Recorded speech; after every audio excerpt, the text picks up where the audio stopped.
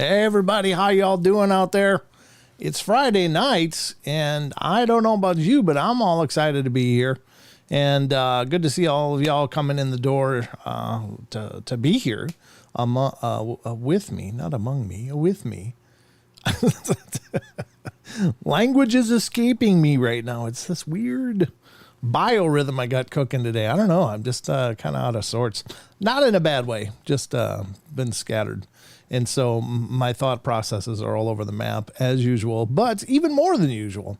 So I'm here, and I hopefully have compiled a whole bucket of fun for us to go through throughout the course of the journey tonight. Sheldon will be joining us as soon as he gets in, so that's good. I won't be alone. Not that I'm ever alone. Of course, you guys are here with me, my constant co-hosts that all of you are, and so many of you come back over and over and over, which is just about as cool a thing as I can imagine. I mean, it's fascinating to me that you guys continue to come in to see the shows, but I'm absolutely honored, and hopefully I'll do a good job making it worth your time. I always try to put together the best shows I know how to.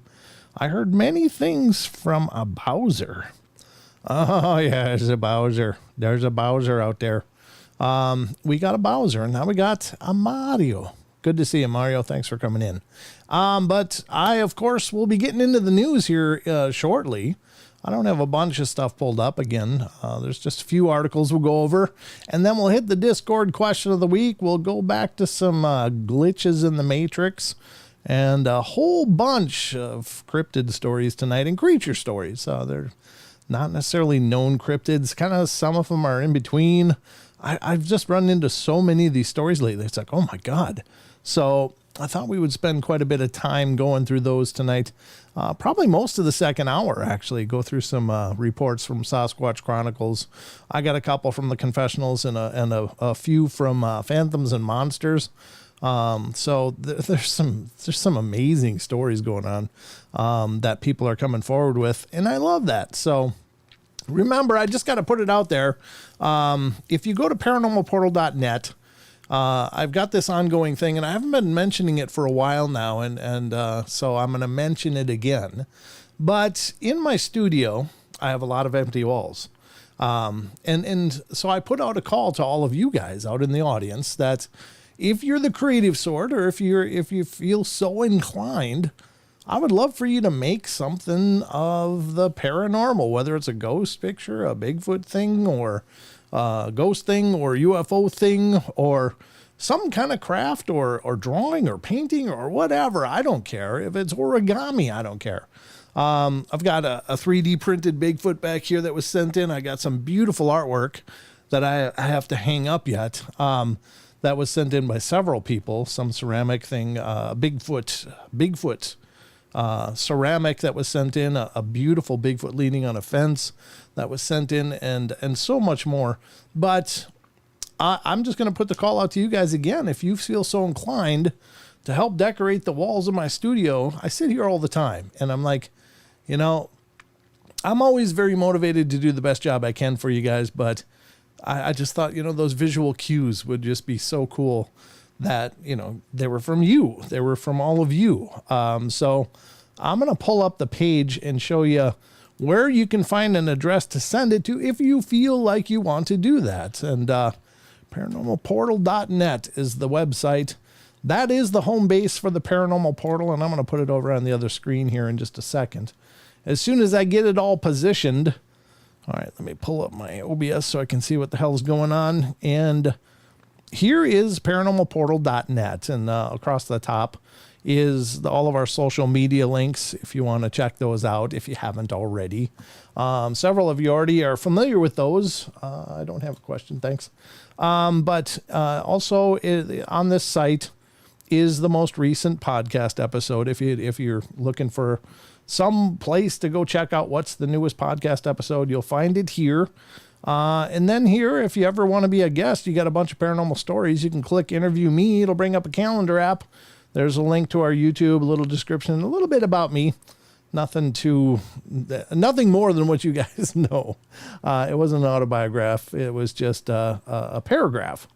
and link that Sheldon put together a video of what is the Paranormal Portal. But down here on the very bottom is the Paranormal Portal P.O. Box address. And if you feel so inclined to create something that you wouldn't mind sending me so I can hang it up in the studio, I'd love it. Could be caricatures of Don or me or Sheldon or Bigfoot or, anything that you feel represents a little piece of you that could hang here. I don't know. It's just one of those things that it would just be so cool to just look up on these stark, empty walls and go, oh, wow. So I'd love it if you do that. If you don't mind, again, it's on paranormalportal.net is the Paranormal Portal homepage. Where the hell's my mouse? There it is. So if you don't mind, send me in something. I'd love to see it. And also, as long as I got this screen up, I got to bring up the Spokane Valley Sasquatch Roundup, which is happening on June 17th in Spokane Valley, Washington State. Of course, Dr. Jeff Meldrum will be a speaker there. Cliff Barrickman will be a speaker there. Ken Gerhard will be a speaker there. He's a cryptozoologist, wonderful guy. Michael Freeman will be a speaker there. He's a Bigfoot researcher and son of Paul Freeman. Michael Thompson, who's an author out of Alaska, and a dear friend of mine, Charles Howard Johnson. He's going to be presenting there as well. He's a paranormal and Bigfoot researcher. So this is all happening at the Spokane Valley Event Center, located in Spokane Valley, Washington. And if you want more information, head over to www.exnorthwest.com. There's a VIP dinner also that you got to buy the tickets for the VIP dinner in advance. You can do that through exnorthwest.com. This is a presentation of Extreme Expeditions Northwest LLC. Our dear friend, Mr. Stephen Majors, putting this on, and he does a hell of a job. The guy doesn't do anything real halfways. I was going to say the different version, but that's the version I settled on because this is a family show. So if you want to check it out, I'd love to see you there. I'll be emceeing the event. I'll be there. Don, I guess, is going to be there, and Sheldon is going to be there as far as I know. So all three of us of the Paranormal Portal will be there, and it'd be great to meet you guys if you happen to be in the area. So again, June 17th, at the Spokane Valley Event Center in Spokane Valley, Washington State. So I'd love to check it out with you guys. Love to know that you're there. It's my first time emceeing anything, so I'm a little bit hesitant about that. I've never done it before, but I guess they have faith in me, so I'll do the best I can. But without further ado, ladies and gentlemen, it is time for the news. And so let's get to the news and find out just what the hell's going on in the world of the Paranormal Portal anyway. Some of it's paranormal, but all of it hopefully is interesting. But here we go. Let's dig into it. You be the judge. Because I'm not fit to judge.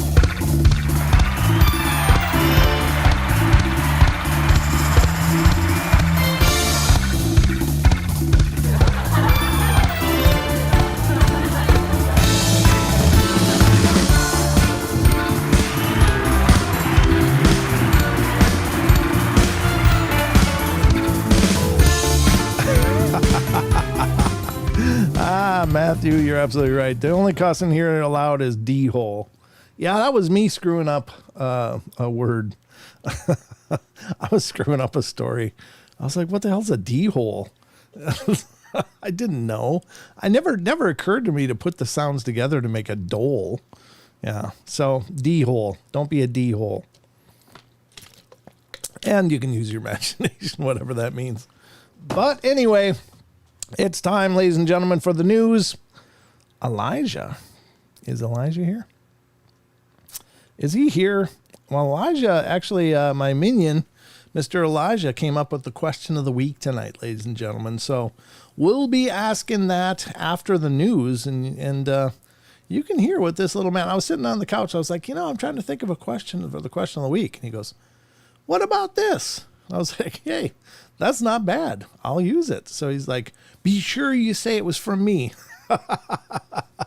So he's actually the brainchild behind tonight's question of the week from Discord, which we'll be getting to after the news here. So welcome to the news desk. I'm your anchor, Brent Thomas, and we're going to dig into it and find out just what I pulled up for you. There's, I think, just 4 articles here.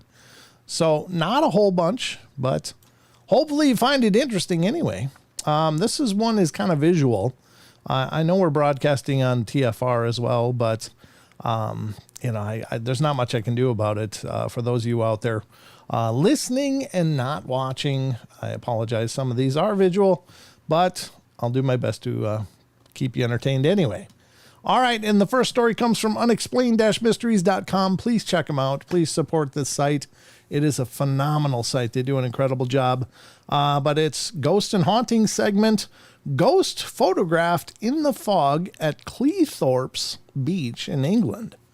Cleethorpes Beach in England. I was having a discussion with some of our listeners. I think it was both in the Discord and on YouTube about pronunciation, because I've been brutalizing a lot of the town names over there. And so they corrected me, and God bless them. I appreciate their trying. I hope I can improve, but I'm just a, small town guy. I don't know. All right. Ghost photographed in the fog at Cleethorpes Beach in England. I guess that's not the picture, or if it is, I don't know where the ghost is. Let's read what it says though. A woman who'd been out walking last week spotted what appeared to be a mysterious figure dressed in all white. The witness, who wished to remain anonymous, had been out for a stroll along the promenade on May 11th when she spotted something strange out in the sands amongst the heavy fog. Karen tried... her name's Karen. Or Keen, sorry. It's not Karen at all, sorry. Keen to capture the entity on camera, she pulled out her phone and snapped some pictures. I spotted this strange-looking white figure floating around on the beach on Thursday evening, she said. I was absolutely stunned, so I took a couple of photos and hopped into my car. I don't think this is it. The gloomy and foggy nature of the evening just made it even stranger. The area is certainly no stranger to paranormal stories, with several local landmarks being said to have their own resident spooks, including ghost of an old man who was killed in a ghost train accident. In a ghost train accident? I think that might be a little bit of a misstatement. In a train accident, maybe? Whether this picture shows anything genuinely paranormal or not, however, remains a matter of debate. I don't know what we can do. I can try to click it, see what happens. Is there any image? Oh, I guess it's way off in the distance there. I'm assuming. Is this it? Oh, come on. Hurry up and load. Huh. It's not giving us much to work with here. I don't know if this is related, but I assume the woman spotted the strange phenomena Thursday evening while out for a walk. So is this it way off in the distance? Or off, I guess, I don't know how far away that is, but I guess this is it. So, it certainly could be. It's an anomalous white object out there that doesn't seem to fit in with anything else. It's kind of a fuzzy picture, so it's hard to understand what we're looking at. If this is a beach, is this the water line then? And that's the ocean off in the distance? So it's just walking along the beach? Huh. I'd love to see the series of pictures on that, because that would be fascinating.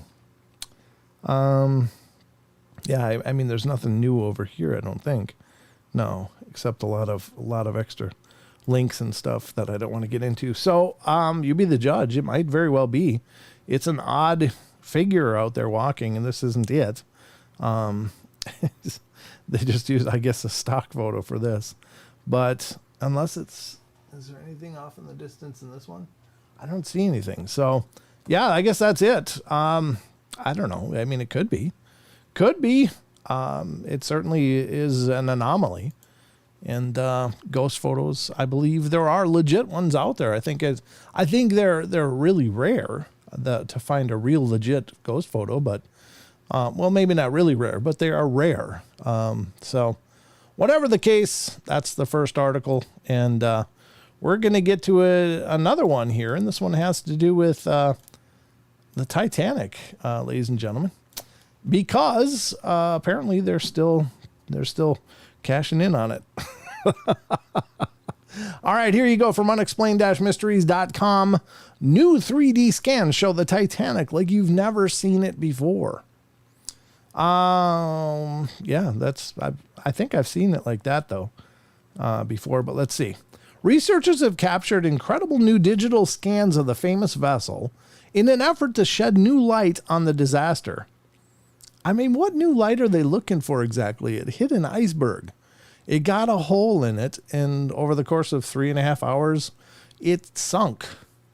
I mean, what new light are we looking for exactly? Because I think that's the whole story, isn't it? I mean, it's a tragedy. Don't get me wrong. I'm not making light of the fact that it happened. It's a horrible tragedy, but I just, you got to wonder. It's like, what do they hope to glean now? Situated 13,000 feet beneath the surface of the Atlantic, the wreck of the Titanic, not Titanic, was discovered in 1985 and has since been served as a humbling reminder of the disaster that claimed over 1,500 lives. There have been several visitors to the wreck over the years, including movie director James Cameron, who used some of the footage he captured in his 1997 blockbuster, Titanic. Now, in a renewed bid to produce the most detailed ever digital model of the wreck, scientists at the Deep Sea Mapping Company, Magellan Ltd., in conjunction with documentary filmmakers at Atlantic Productions, have recorded new high-resolution scans consisting of over 700,000 images. The resulting 3D computer model is a breathtaking, to say the least. Expedition planner Gerhard Seifert described the process as the largest underwater scanning project that the team had ever undertaken. The depth of it, almost 4,000 meters, represents a challenge. And you have the currents at the site, too, and we're not allowed to touch anything so as not to damage the wreck, he said. And the other challenge is that you have to map every square centimeter, even uninteresting parts like on the debris field. You have to map mud, but you need to fill the in-between with all these interesting objects. There is a video, but, I mean, I'll put a link to this if anybody wants to check it out some more. In the YouTube chat, you're welcome to do that. I just, unless they caught a ghost, I mean, it's not really too much involved. I just thought it was an interesting headline because it's like, what are they hoping to learn? And why can't they touch it? It's not like they have to preserve it for something. It's sitting rotting on the seafloor. I'm sure it's like eventually it's going to be a pile of minerals, right? I mean, it's just going to break down. So what do they care if they cut a hole in the side and get an access or something? I mean, literally, it's not like they're going to sink it. It's already sunk. So I don't know. But anyway, I'm not in charge and they didn't ask me. So, but this is my microphone and by God, I'm going to fill it with my opinions. How was your week? My week was good, Mario. Thanks for asking. I mean, it's always busy, hectic, me just trying to keep up. But, I have good weeks, generally speaking. I'm not a real complicated person. But there you go. That's Titanic. Again, cashing in on that cow a little more. But I'm sure it'd be interesting to see. No offense to anyone. I think they can't touch it because it's considered a historical thingy. Yeah, I'm sure that's true. I'm sure you're absolutely right. And I understand trying to preserve historical artifacts, but just by virtue of sitting on the seafloor in salt water, and this is an iron ship, I mean, there's not going to be anything to preserve after a point. It's just going to be a pile of maybe some dishes and some glassware at the end of the day. But I don't know. Again, what do you do? All right. So let's continue here. We're going to get to the next one. And this is, I think I'm on the right camera. There we go. This is kind of a scary thought. I know it's kind of interesting. It's like, wouldn't it be neat to go back and see the dinosaurs? Wouldn't it be neat to go back and see what the world looked like when the dinosaurs roamed, what would it be like to walk around and, oh, there's a Diplodocus, there's a Brontosaurus, oh, there's pterosaurs, there's a T-Rex. But that also might be a problem because apparently there was a lot of them, a lot of the T-Rexes anyway. And this article comes from unexplained-mysteries.com.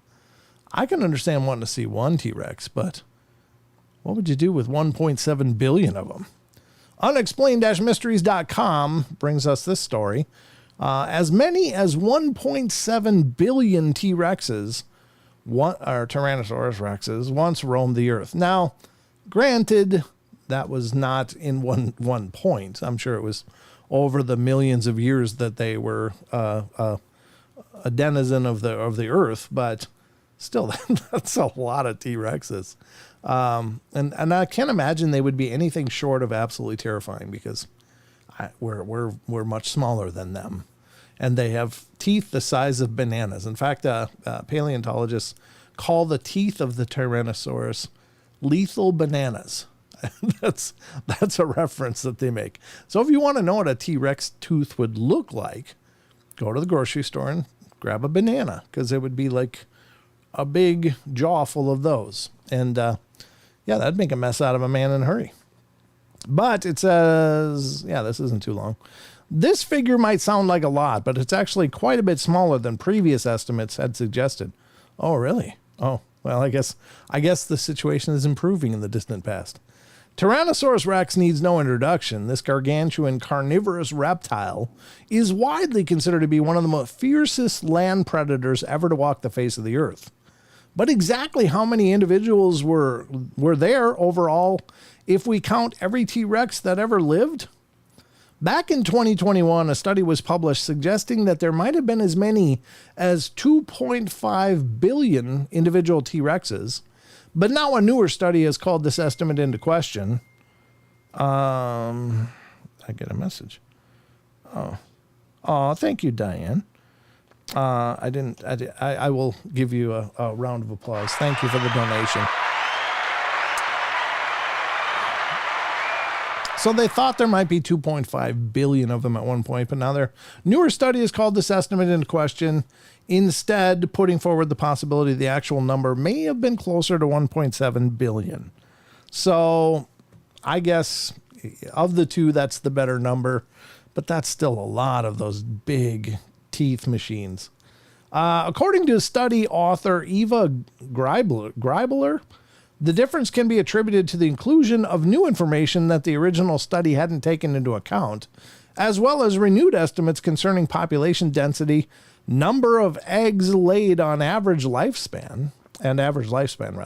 Incredibly, even accounting for the smaller number, the estimate puts into perspective just how rare it is to find a Tyrannosaurus rex fossil. If the number is accurate, it means we only have found the remains of 0.0000002% of all the T-Rexes that ever lived. The other 99.999999% are either lying in wait in the ground somewhere or are lost forever. Well, and that's a great point because, again, I'm going to go on a bit of a tirade about the fossil record because, we don't have any example of that in the fossil record. It couldn't have existed. Well, the fossil record is just stuff that has been managed to dig up. And Lloyd Pye, I've mentioned him before, but he had a great take. He's like, there's an incredibly specific process involved to create a fossil. And fossils are actually pretty rare, and a lot of the strata on Earth will not produce fossils. It will not preserve them into antiquity. They will just break down to their rudimentary mineral elements and disappear, depending on the acidity and pH of the soil, environment, and any number of other natural factors. So fossils, for us to judge all of history based on what we've dug up, is incredibly premature, in my opinion. And it's not like the fossil record is a complete record. It's always evolving and expanding and stuff, and so. Given that we've only managed to dig up 0.0000002% of all of the T-Rex fossils of the T-Rex that ever lived. Well, that may be only 1% of them were actually fossilized and put into a, waiting to be discovered, because, any number of other locations where they may have lived may not have preserved their bodies or their fossil bones or whatever. So, very interesting. But anyway, that's the take. Apparently there was a ton of them. And, that we covered another article not too long ago that says that, actually they think they could have been like 15 or 20% bigger than previously estimated, because they might have just found fossils of younger ones, and they were actually quite a bit bigger than what we thought. So I don't know, maybe it's a lethal squash or something instead of bananas on the adult ones. So anyway, that's an interesting thought. Is it paranormal? No, but it's not normal, I guess. So it's kind of paranormal. All right, so let's go on to the next one. And the last one, I think. Yeah, the last one. The next and last one. Okay, this one's more about astronomy. I don't know. Let me look at how big this one is, because it might just be way too big. I didn't even know there was a problem here. No, it's not way too big, so we're going to talk about it. But I didn't know the Hubble was having troubles or it's in a degrading orbit or something like that. But according to unexplained-mysteries.com, companies float ideas on how to reboost the Hubble Space Telescope. They want to reboost it. Oof. That's only a few $1 billion circling around out there. The telescope has provided us with an unprecedented view of the cosmos, but as it stands, its days are numbered. Well known for its breathtaking snaps of distant nebulae and other spectacular stellar phenomena, the iconic telescope has been our window on the universe for more than 33 years. Good God, has it been that long? Man, I'm getting old. It's easy to forget at one point, it looked as though the mission was going to be a disaster. When it was originally launched in 1990 aboard the Space Shuttle Discovery, the telescope was found to have a fault in its main mirror that stopped it from being able to obtain sharp pictures. The unfortunate flaw resulted in Hubble being considered something of a white elephant. However, scientists worked long and hard on a solution which culminated in a manned service mission to the telescope so that astronauts could install a system to correct the mirror's spherical aberration. The fix provided a tremendous success, or proved to a tremendous success, and the telescope is still going strong today. That said, with the Space Shuttle fleet now retired, and the last service of Hubble being back in 2009, the telescope will eventually stop working and crash back down to Earth due to its slowly decaying orbit. To remedy this, two companies have proposed attaching a vehicle to the telescope that could raise its orbit by around 50 kilometers, thus keeping it going well into the future. Hubble's need for a reboost should be an important wake-up call as to why the space industry needs dynamic and responsive in-space infrastructure, and in this case, to extend opportunities to explore our universe, said Ron Lopez, President and Managing Director of Astroscale US. The proliferation of in-space servicing and assembly allows us to reimagine how our investments are managed in space. It is the foundation on which the new space age is being built. Wow, what a press release. That just sounded slick. I mean, yeah, why let it, pummel to the earth? It's a lot of money. And 33 years is a long time, but if it's still working and it ain't broke, don't fix it, just fix its orbit. So there you go, folks. This has been a presentation of the Paranormal Portal News. I hope you feel like you're a little better informed than you were before. That maybe, you feel a little more educated or whatever. So anyway, let's get back to the rest of the show and find out just what the hell else I've got going on. You just never know.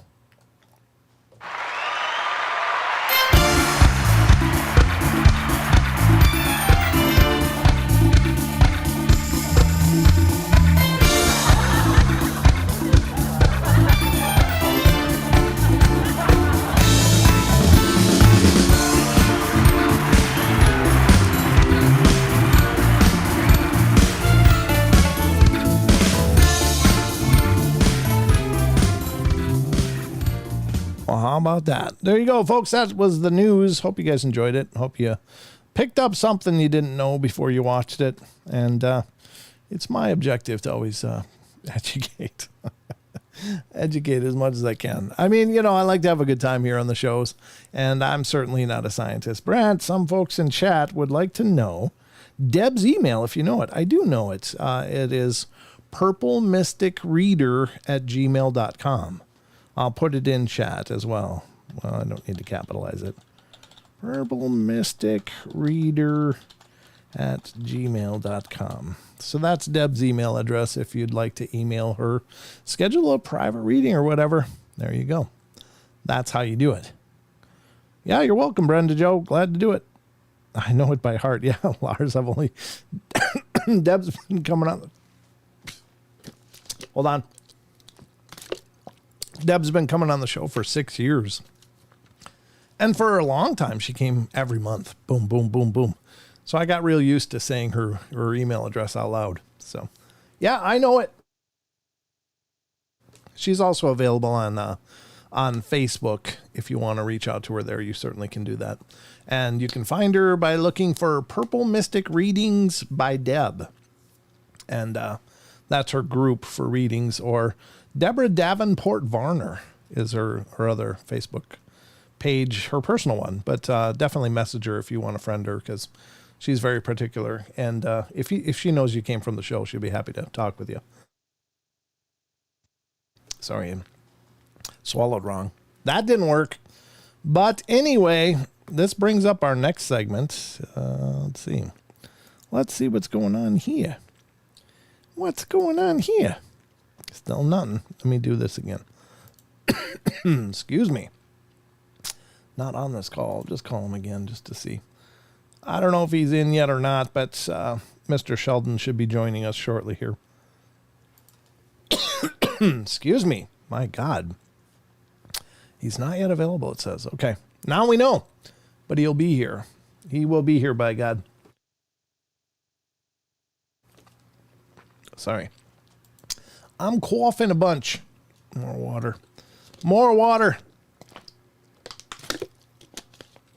Now we're going to move to the next segment of the show, folks.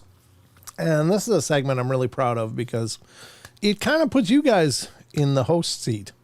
It's your chance to weigh in on the different phenomena based on the questions that I throw at you every show, before every show in our Discord community. And pinned to the YouTube chat is the link. If you want to join our Discord and become involved, we'd love to have you here. Good to see you here, by the way, Lars. Missed you, brother. Good to have you here. But you too can be involved over there, and the link is in the chat on YouTube. But the question of the week is an opportunity for me to ask you guys questions to hear what you think, because throughout the course of the shows, you always get my take. I'm always telling you what I think, or what I think is going on. But unfortunately, other than in chat when you guys weigh in and I notice it or we notice it, your points aren't broadcast. So this is an opportunity for you to share your thoughts. And again, there's no wrong answers. Your ideas are absolutely just as valid as anyone else's, and could serve to educate people as well. So, and I'm telling you, I've been absolutely blown away by not only the fact that we get responses, but the caliber of responses. Like, you guys are seriously motivated and have really thought this over and have some pretty robust conclusions. And like I said, you could be right. You could be absolutely right. And even if it's flies in the face of everything else out there, it's still just as valid. So there's no wrong answers. No, that's not the wrong address. It is purplemysticreader@gmail.com. That is her address. Wrong answer. Try again. What are you talking about, the email address, or what are you talking about? Eric, I'm not sure what you're saying. I'm looking for a response. If he's talking about Deb's email, that is her email. But I don't know what wrong answer means. Or are you making fun of the fact that there's no wrong answers? Maybe that's it. Sorry. I'm multitasking here, so my ability to track humor is kind of strange sometimes. All right, thanks. I appreciate that. Okay, gotcha. Sorry, I'm a little slow out of the gate sometimes, but I'm usually good at the finish. All right. So let's get to the Discord question of the week and find out just what you guys have been thinking and talking about in regards to today's question, which again was brought to us by the minion himself. The minion, Mr. Elijah, weighed in and said, hey, ask this. So here is tonight's question of the week. Let me play the video.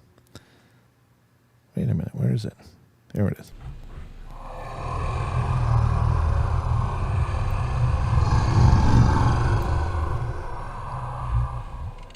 There we go. Sorry, got it all sorted now. So this is our Discord server that you're seeing on the screen in front of you.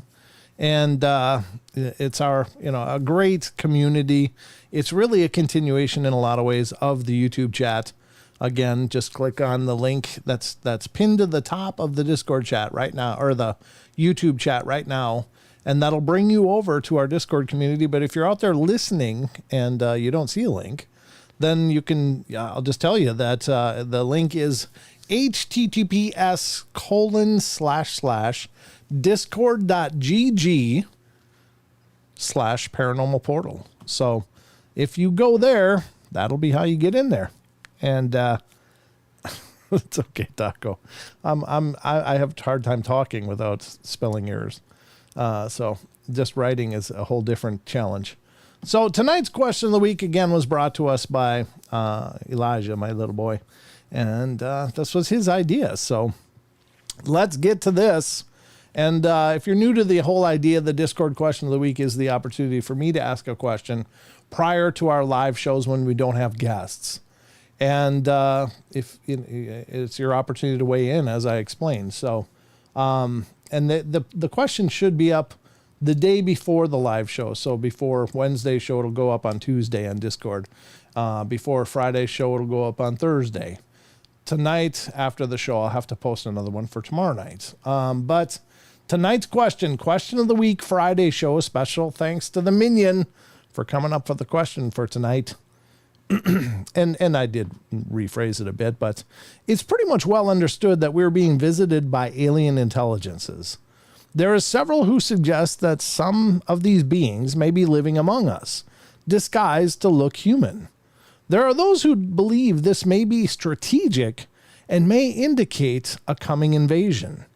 Do you believe these intelligences could be here to eventually take over the planet? Or do you think that their presence here is much more peaceful and benign? Coming in first, and in the response, and it was great because I literally just typed it out and posted it. And BU55C was the first one to respond and said, both actually, the Alpha Draconians are here for conquest and enslavement, while others are here to fight them and save us. And yeah, I've heard that take before. I mean, I can't pretend to know, but I if there are dark ones and evil ones, I sure hope there's some good ones that are on our side, God, just imagine the slaughter fest if we didn't have anyone rooting for us that is on a equal basis or in the same technological range. Next up comes James Jack F. I hope they don't have bad intentions. I don't think we'd be able to do much against technology beyond ours. Yeah, that's a good point. What would you do? So they are here to take it over. What kind of recourse do you have? Well, there's some military think tanks that have come up with some plans and planning regarding what we would do if such an eventuality happened. And I think, it's better to have some plan than no plan, but I've heard some of the plans, and I'm not so sure it would be real effective, but you got to try something. So I will not go peacefully into the night. That's all I'm saying. All right, coming up next is Chad Vota. No, LOL, these beings have always been around. It's no way hostile. If they were like James Jack F. said, it's no way hostile. If they were like James Jack F. said, there's nothing we could do about it. Yeah, that's good. That's very true. I mean, if they really were trying to, take us out or whatever, there's probably not much we could do other than, kiss the one you love, hold them tightly. Next up comes K-Love. Thank you, Minion, for the Friday night question. I believe different alien races are among us in hiding both good and bad. They have treaties with world leaders for exchange of technology. I think the national parks are places humans are abducted as part of an agreement. I heard treaties have expired, so new ones might be in place. I think there is a culling of the population, so new hybrids can be implemented. A superior race with slaves. No war needed, just a silent kill-off to cleanse the earth. Yeah, I'm sure. Again, I don't. That's a good point, because let's say they are as extraordinarily advanced as we believe they are, and they seem to demonstrate that they are. I don't think it would just be like, oh my God, here comes the mother, like the Normandy beach invasion.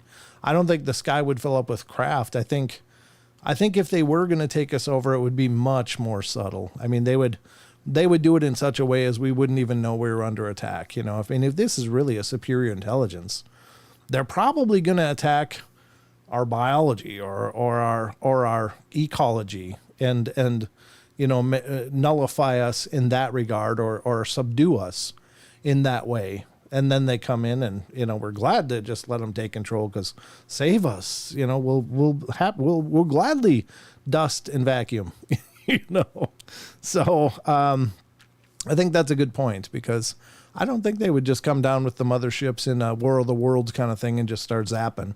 I think it would be much more methodical and cunning. It wouldn't just be that way in your face. So good points. Opal Demetria says, they've been here for a long time, I think. I'm undecided about what they're doing, though. I try not to automatically assume the worst, but I've heard many different witness accounts explaining their intentions. It's confusing to the point that I wonder who's deceiving who, if that makes sense. Yeah, it is. It's hard, because I'll tell you, the biggest challenge in a lot of this is the spectrum of claims. And the question that I commonly have to ask myself is can they all be right? Can every one of these claims be right? I have no doubt that the people believe what they're saying, but am I sure that they're interpreting the events in the most logical way? And I mean, I'm only human, right? I have a paradigm as well. I have a belief system. I have an idea of the world around me. And when something comes, I don't discard it out of hand, but it is hard to wrap my head around. And what if even some of the horrible abductions like that I've interviewed myself, what if those are misunderstandings? What if they aren't really as malicious as they seem? And maybe it's much more benign than that, but maybe the methodology isn't the most gentle, but maybe these aren't a gentle race. Maybe they're not full of the, compassion and caretaking, I don't know. I'm just speaking out loud, but these are great points. You guys are really making my gears turn. Chucky Danger comes in next and says, extraterrestrial beings have been here since the beginning of humanity's existence. For as long as our written, pictured, and oral tradition goes back, we talk about the gods that descended from the stars with powers beyond our knowledge. Most of these tales result with demigods or human hybrids, and I'm sure these hybrids walking around in modern times, just the genetics, have been so diluted that you wouldn't know the difference between people. Is there modern hybrids being made? Maybe. We hear many stories from abductees about breeding programs. What's the end game can only be speculated for now. I've even heard that octopus and other cephalopods may be extraterrestrial in the fact that they operate very differently from everything else. And I try to pay attention to the ancestors of humanity. They wouldn't spend countless lifetimes passing on and carving out and writing their stories on the encounters if it was all fictional. Yeah, it's very true. And the curious part was that, I mean, there's plenty of examples of the very ancient world having extremely advanced knowledge of star systems and the cosmos that they couldn't possibly have known without being told or being shown. Unless they just had other technologies than we understand. And of course, there's certainly that point. But if you look at Pumapunka and you look at the ancient alien astronaut theories, maybe they have been here all along and just kind of nudging us along on this development cycle so that we can one day walk the stars too. I don't know. Maybe it's entirely benevolent and for our own good, but you know, it's just hard to say. We just don't know. I find it encouraging that they seem to take an interest in our nuclear technology and have regularly shut down missiles and stuff that could otherwise be a weapon of war and extreme destruction. So they seem to have at least some kind of interest in the well-being of this planet in a lot of cases. So is that conclusive across the board? No. I mean, if there's other darker races that are also here kind of competing for the world, I don't know. It's a whole different take. But I got to agree, there does seem to be precedents. I mean, the ancient Sumerian epochs of them creating, the Anunnaki creating us. I mean, they carved it into cuneiform tablets, not only once, but many times. And so why would they bother doing that? I don't know. I mean, is it their version of a I don't know, fiction book? Maybe, but what if it's legit? And that goes along with their extraordinarily advanced knowledge of the cosmos. I mean, how did they know? They were one of the cradles of civilization as far as we know.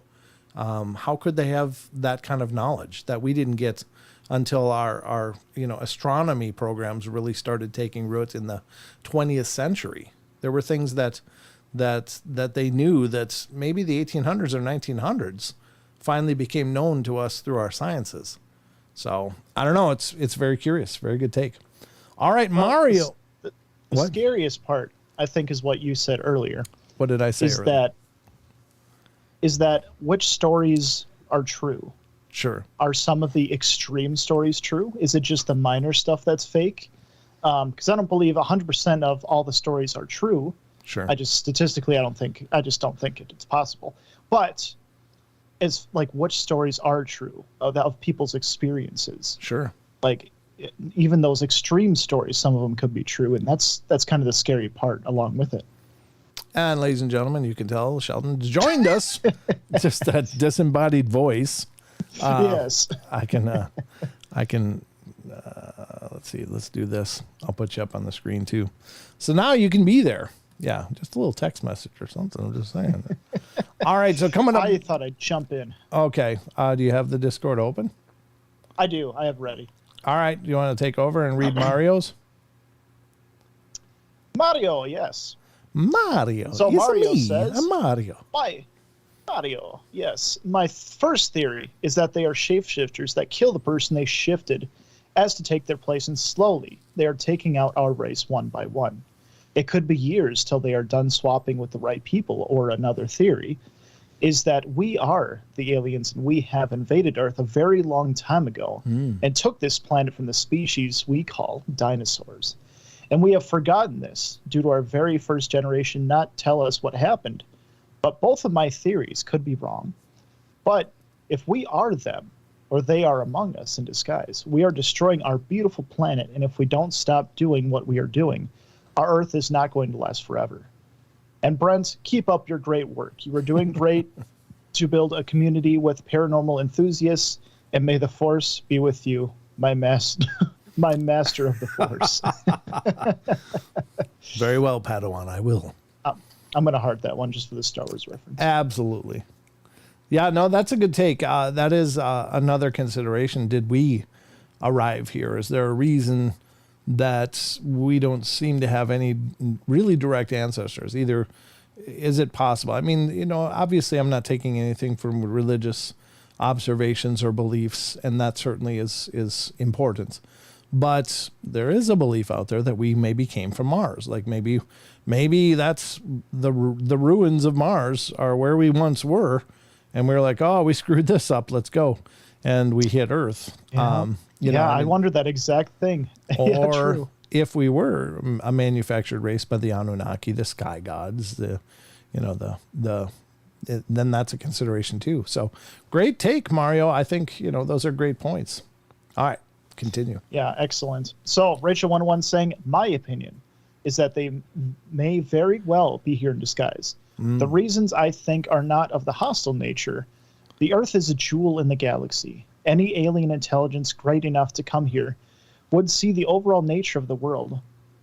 Earth is a hostile place in some ways, an island of dangers, most of those being human. Yeah. We're, well, hey, we're also part of the complex ecosystem of Earth. I think any advanced alien civilization would have their own personal treaties or laws that would prevent them from an overt invasion of Earth. They may be scientists, tourists, but I doubt they are conquerors. Sure. I agree, because I think it's like many of us have said, if they wanted to, they could have wiped us out a long time ago. And it's kind of like you've said before, is that if they were going to conquer us, why wait until we've advanced our technology, when we've advanced our weaponry and scanning abilities? Like, if they were going to do it, they probably would have done it, like, as far as how the movies depict, a long time ago. Sure. Yep. Good take. All right. So, next up, just Here and There 66. I think they are here in disguise in some fashion or another. If their agenda was to overtake the planet, they would have done it centuries ago. Ah, perfect. Yep, done it centuries ago. They may have already taken over and are watching us like we're a bad reality TV show. The Truman In Show. some ways, yeah, absolutely. Yeah, absolutely. Yeah, I think that's a good take. I mean, why would they wait till we have bigger sticks to fight with? I mean, just the knowledge that we have nuclear ready militaries around the world and stuff. Why wouldn't they have done it when we were still throwing rocks at each other? I mean, really. Then again, the only reason I could think of is it's like a predator-like species, and they like the challenge of it, so they're waiting like, oh, they're getting closer. Oh, it's more of a challenge now. Yeah, well, there could be. All right, continue, sir. But Lars Grass coming up next saying, they are here and some are disguised. The group I have contact with can disguise whenever they feel like it, and as far as I know, they don't spend much time here. If there are bad aliens here, they would have been wiped out by the good protectors of Earth. They would be outgunned immediately if any tried to take control. I believe there is a treaty between good protectors to just let us humans survive without bad influences. I think you meant bad. Bad influence. Yeah. I've been told that there are trade agreements and tech trades between Earth and the societies of aliens. Mm-hmm. It's actually something I've wondered if our government is in contact with them. Maybe they're sharing. I don't know. There's the Greada Treaty, was allegedly forged between President Eisenhower and the Greys or something, where they agreed to allow a certain percentage or a certain number of abductions and studies for technological advanced information.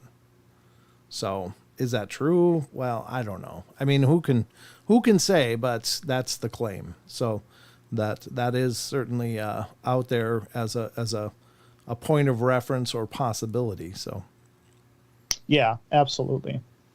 Brenda Joe coming in saying they're here for sure. I think they have been nefarious beings as well as those who just really like us and our ice cream. We have the best ice cream. They don't have it anywhere else. No. There you go. I fixed it. Lars just fixed his comment. Oh, wait a minute. Maybe that's the connection with cow butts. Oh, you never know. Could be a delicacy. Yeah. It's the intergalactic donut. Just Duncan D holes. Oh God, no. Sorry, couldn't resist. D holes came up earlier, so I had to play it. Fair enough. Lars Grass saying video bomb. I don't know what the reference is, but Not sure. There it is. ZX81V2 saying if aliens wanted the Earth, they would have done it by now. Yeah. Plus, they don't even need to land to destroy us. Yep. Humans are, face it, not the best designed of creatures. No. No. I mean, we have a lot of strengths. I think we probably sell ourselves pretty short, but I think we are tenacious. We're motivated in a lot of cases. We've done some incredible things, and so yeah. All right. Yeah. Yep. I think that's probably pretty true, brother. And last up was Lars again. Amen. I just sent the video about him early. I meant to send it when the live chat was on it. Okay. Oh. Gotcha. No worries, Lars. No worries at all. All right. Ever see X-Files, the alien that came to Earth to play baseball? Eric says. Yeah, I think I remember that. I was a big X-Files junkie, as you might imagine. Every Friday night. That was my ritual. I was always watching the X-Files. You probably remember that when you were little, huh? The only thing I do remember is the main two agents. Yeah, Mulder and Scully. Yeah. Yeah, and then the theme music. That's all I remember. I don't remember anything else. They were great shows. They really were. It was really, really well done. It got a little bit flaky at the very ending of the whole thing. It was just like, okay. But the first several seasons were brilliant. But yeah, I love the X-Files. Yep. Mm-hmm. So, hello there. The puppy. But again, special thanks to everybody that weighed in on all this. We really appreciate your input and great thoughts. I mean, and special thanks to the minion who came up with the question. That was pretty cool. Well done, my minion brother. Your little Elijah brother came up with that one last night when we were sitting on the couch. It's like, why don't you ask if the aliens are coming to take us out? I was like, okay, that's a great idea. So I did. So blunt. Yep. Well, I'm paraphrasing a little bit, but are they coming to destroy us or something like that? I'm probably poor kid. Poor kid gets all of my stuff as well as just life. Well, but anyway, I think that's wonderful. Thank you, everybody that weighed in. Your thoughts were amazing. Great thoughts, great takes on it. And I think you're great. Why would they wait if they really wanted to conquest? But again, if there's a whole series of them out there, and there are claims like that. I think it was Paul Hellyer said there were at least 12 races living among us right now. And he used to be the Minister of Defense for Canada at one point. So, I mean, he's you can find videos of him talking about it on YouTube. And I don't know, it's a hell of a claim to make. I don't know who's doing their census and say, oh, how many races are we currently hosting? And how many alien races are participating in that census, but the claim is there. So whether he's onto something or not, I don't know. But it's a thought. Maybe he's got some privy to some deep intelligence that he managed to just blow the whistle on. Who knows? But he's no longer with us. Paul Hellyer passed away. But yeah, he did. He was older. What were the causes? He was plenty old. I mean, it's not like he took cyanide instead of his vitamins. It was he was pretty elderly by the time he passed. But he sounds like he was an interesting guy and all. I'm not sure that the forum in which he brought it up was right, but it's kind of a pretty bold place to make it when you're presenting witness testimony in front of a bunch of senators and stuff. And then Paul Hellyer comes up and says, not only are there aliens visiting us, but they're here. And there's 12 of them, 12 different races, and they look like us.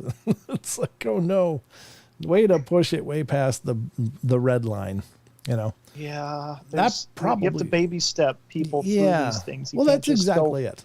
And actually, that's my take on a lot of different ideas. Like, when we talk about cryptozoology and stuff, which we're going to be getting into in a little bit here. I mean, there's a big push to get acknowledgement for the species, and it's very, very much akin to the UFO push to validate that. And the thing is it's enough, I think, initially for us to collectively come together and try to, impress upon the non-believers that, look, there's something out in these woods and it's out there and people are seeing it and encountering it. But there's a lot of other people that are going, yeah, they're out here and they go through portals. They mind speak. They may not be of this dimension. They are, any number of things. And I'm not saying any of those claims are wrong. I just think that to push all of it out there together is going to push some people away from acknowledging the possibilities, instead of bringing people into the idea and then walking them through possibilities, Yes. Mm-hmm. But that's me, and I'm not meaning to chastise or to poke at people, but I just think that initially we just need to get people on board with the possibility that, look, there's things in these woods we don't know, and we were never taught this, and we've largely ignored this, but people are seeing stuff. So I think it's important. Mm-hmm. Where's the ghosts tonight? I'm going to do some ghost investigating tomorrow night on the show. We're going to do a pretty good chunk of question and answers. I tore apart one of my pieces of equipment that was malfunctioning on the portal setup. Just yesterday, I was disassembled it and reassembled it, looked for any problems because it wouldn't power on. It used to power on, and in a couple of investigations, it would be power cycling by itself. And that was weird. Oh. And I don't know if that was activity or if it was just a malfunction that finally culminated in it not turning on at all.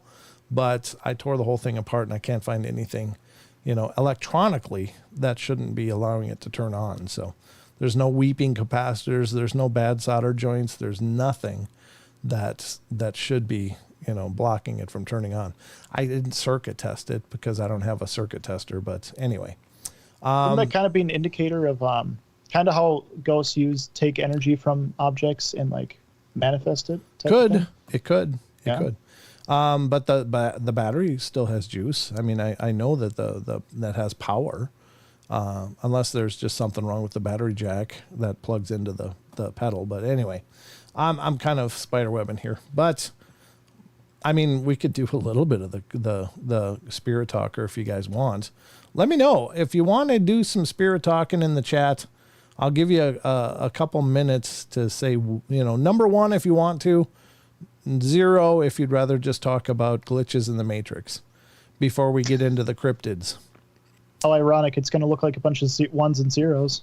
I know, but we got to count them. That's our job. I mean, it's binary. It's making a joke. It was a joke. Yeah. Yeah. It's like binary. Okay, we got 3 ones. 1 0. John Stevenson says 0. Okay, looks like a lot of ones. Okay, well let's do I'll tell you what we'll do. We'll kind of mix it up. We'll do the glitches in the Matrix stories, but I will turn on the spirit talker and just put it down on the desk here. And if it says something, we'll pick it up and acknowledge it. There are the ghost balls back here. I got 2 of them back here now. This one and this one. Because I thought, well, maybe you have more than one. Even Nina said move on. What? What does that mean? Nina said 0. Nina said 0. Nina. What's going on? It's a mutiny, I tell you. All right, let me just turn on the the Spirit Talker app. Wait, I got to do this first. I got to turn off the cellular functions. Now that you're here, I don't have to watch for Mom's chats to me to tell me somebody donated or something. Let's turn off Bluetooth. Okay, why? All right, that's all off. Okay, so here we go. I'm going to turn on the Spirit Talker for all of those that want it, and the volume is on. I'm waiting for it to calibrate, and then we'll go to the glitch in the Matrix stories. But this will just be happening in real time. All right, here we go. So it is scanning. As you can see, the little red thing going up and down. And if any words come, we will acknowledge them. But I'm going to just lay it on the desk next to me. That's the way it's usually used. Sometimes people carry them. But I agree with you, Brent. Small steps for the new folks and non-believers. Yeah, I think it's kind of important. Yep. Yeah. I think if you put too much out there, it's just more than people can absorb coming from their paradigm. It's just attic. There isn't an attic in this house. Well, there's a space. So attic is the first word. But I've never even lifted the hatch on it, except for saging. I do sage up there. I fan some up there. She's over there, it says. It's talking a whole bunch already. If she's over here, then she can light those balls back here. That'd be really cool. I don't know, is this one even visible? No, it's not. Where should I put it? I'm not sure if either of them are visible. This one is, right? Yeah, that one's visible. Okay. All right. Well, the other one's almost out of battery anyway. Yeah, go up to the attic. The unknown. I need a ladder to go up to my attic, and I don't even own a ladder big enough to get up there. So, all right. So we're going to do this. Okay. Let me get up the article. Oh, I got to get used to that. I changed my desktop settings a little bit. We're going to do some glitches in the Matrix stories. And by all means, any kind, wonderful, loving spirits that choose to come through, you're welcome to talk using the application on my phone or to make the balls light up behind me. That would be fine. Preferably the one that's on the left. All right, here we go. We're on number 8, and this is called, well, again, these come from moneyawaits.com, which is, it's an aggregate Reddit aggregate article where they just farm a bunch of comments on Reddit from people that have had experiences. So strange experiences, but playing a supportive role in someone else's glitch is number 8. This technically happened last night, but I was just starting a graveyard shift and am now only getting it all down. I work at a gas station chain. We're just outside of a large chunk of suburbs, definitely not middle of nowhere. We aren't exactly near any other businesses, but we are rarely completely empty for hours at a time. Well, it was just past midnight, and with everything going on right now, not a lot of things other than gas stations and bars are open at night anymore. It's them, it says. It's them. So it was a slower evening. It was I was the only one in the store, and a car pulled up to one of 2 double-sided pumps out front. The car was pretty standard white 4-door. I'm not great with car brands, but it was a little nicer, like upper middle class, and probably only a few years old. A woman gets out and starts walking toward our door like she's in a daze. Legit, this woman looked like she saw a ghost. She wanders up, sort of freezes at the door for a second with a 1,000-yard stare before opening it and coming in. She didn't go looking for anything, didn't start shopping, just sort of stood inside for what felt like ages.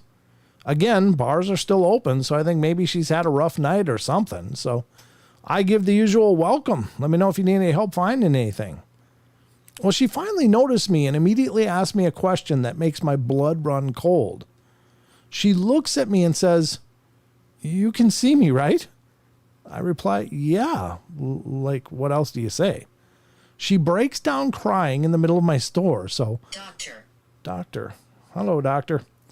So I'm already headed around the counter to see what's up. I have my cell phone out in case I need to call law enforcement or something for her. I get her to sit down on a nearby pallet of soda, and I grab her a bottle of water. After she catches her breath a little, she tells me, "I thought I died." Again, I'm thinking maybe she's on something, but she's a middle-aged woman who looks like a standard local suburban housewife. So she asks if she can call her husband to pick her up and wait with me. She has her own phone and does so, not really telling him anything either, just where she is at and if he can come get her. He says he'll call an Uber and be there as soon as possible. We're waiting. So far, nobody else has showed up, so I'm keeping most of my attention on her. And eventually, she starts to tell her utterly unforgettable story. Wow. It says, wow. Yeah, it said, wow. It's enjoying it. Yeah, I'm glad you like the story. Keep listening. It's going to get better. She says, "I was driving home from dinner with my coworkers, and as I'm driving through this nearby intersection, a truck ran a red light and hit me. Now her car is still at the pump without a scratch on it." And she goes on to say she remembers her car being pushed into a pole, going airborne, and then nothing. Well, I tried to calm her down, letting her know that her car is out front and it looks fine, but she insisted that she completely black out. and woke up in an ambulance for a split second, passed out again, and then woke up again in the driver's seat of her car at the intersection, waiting for the light to change, perfectly fine. This whole thing freaked her out so badly that she drove to the nearest place that was open just so she could get out of her car. Her husband eventually showed up to get her. He asked if I had any idea what happened, and even though she had sort of explained it to me, I just shrugged because no, I had no idea what was happening anymore. She reluctantly got into the passenger seat of the car, and he drove them back home. That was hours ago, after which I worked an entire shift at the station trying to wrap my head around what in heaven's name I'd just witnessed. And that was by The Karma Don't Matter. Yikes, that's a weird one. Oh my God. Right? I mean, that's like a do-over, right? That's another one of those, is it a shift? Somebody was not supposed to have that happen to them. It happened, but it somehow got reset, you know? I think that's pretty incredible. Oh my God, yeah. That'll cook your bacon, huh? Oh yeah, yeah. All right, so let's go to the next one. The pen is mightier. I know you. You do? Well, great. I don't know you. What's your name? Can you tell me? I'm not sure who I'm speaking to. Can you give me your name? It says, I know you. It's like, okay. Oh. Well, thanks for stopping by. Who the hell are you? The pen is mightier. Number 9. How? How? With this device. Give me your name. What is your name so I know how to address you? I'm going to keep reading, though. You work on that, if you would, please. Or make those balls flash, too. That'd be really cool. The pen is mightier. A few years ago, I made a pen pal from another state through a website for that sort of thing. We talked a lot with very extensive and specific letters for about a year and some months. She told me about her childhood, her high school experiences, and what she was going through at the time, her family, her house, her city, everything. One day she tells me that she was going on a vacation and couldn't send... Hunt. Well, I'm not hunting, I'm just reading, but could you tell me your name, please? I would really like to know what to call you. One day she tells me she's going on a vacation and couldn't send letters, so she sent me her Instagram handle in case of an emergency, or if I wanted to talk to her. Honestly, I'd tried to find her before on social media, but her name and surname were too common. We were very close, and I didn't like talking to my pen pal on social media. But one day I wanted to tell her about an accomplishment I made. So I go to the username she sent me, but it didn't seem very active. She had no bio, no profile pic, and only one photo. I recognized her face because we sent pictures of each other, and I opened the photo and see it was from 2016. It had so many comments. Weird, she had almost no followers, and I thought maybe this isn't her main account anymore. But then I opened the comments. All the comments were from family members and friends she had talked to me about. They were all giving their condolences and saying how much they missed her. I didn't know what to think, so I tried to look up what happened to her. Apparently, she'd been murdered in early 2017, the year we started writing to each other. I was thinking it was a bad joke, so I kept on writing letters as if nothing happened, and I asked her specifically about 2017, though, if it had been a good year or not. She told me a lot of things that happened that year, and that she went out with a creepy guy for a while, and after that, I got too freaked out and I stopped writing to her. Emerge. Okay. What's emerging? Can you tell me what that means? She stopped writing to me too, but it still haunts me, and I still don't understand what the heck happened here. That was by Noah IDK. I don't know. Whoa. Yeah, that's weird. So is it possible he was corresponding? Again, that's one of those that seems like it's too much. Too much. You know, it's is it possible? Maybe. I don't know. But have physical letters? Right, physical letters that were continually sent through the mail. Somehow. Yeah. Not only were they created and put in envelopes with a stamp and mailed, but, you know, I mean, that's in and of itself is Herculean as far as what I imagine you'd have to manifest a letter, And then you'd have to manifest an envelope and then a valid stamp. And, it's like, well, that's kind of the orgy of evidence kind of thing. That's a term I use. It's used in crime scene investigations when it looks like something was set up. It's just like, this is just too much here. It's just more than, it's obvious somebody's trying to bring us to some conclusion. And I think that's the same thing for some paranormal stuff. It's like if you watch ghosts hunting shows, and I've been watching a few quite regularly, but one of them starting to irritate me. And it was fine at first, but now that I've watched several of their videos, in every video, there's a vase that slides off a counter and smashes.